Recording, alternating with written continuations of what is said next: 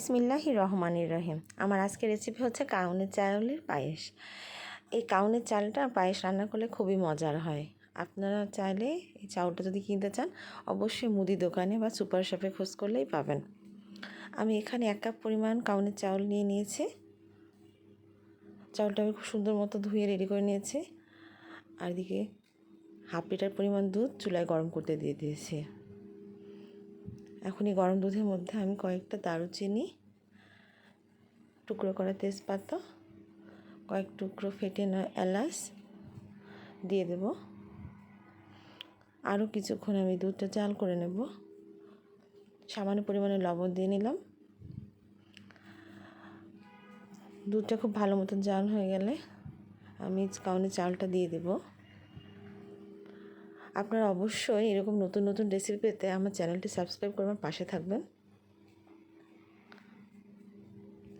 সবগুলো চাউল খুব ভালো মতো দেওয়া হয়ে গেলে আমি খুব ভালো মতন এটা ফুটিয়ে নেব।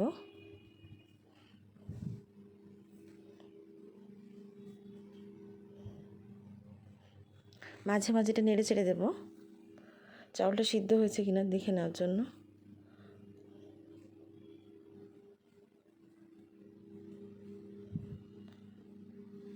আরও কিছুক্ষণ জাল করে নেব। এখন দেখছি আমার চালটা খুব ভালো মতন সিদ্ধ হয়ে গেছে। এই পর্যায়ে আমি এখানে পরিমাণ মতো চিনি দিয়ে দেব।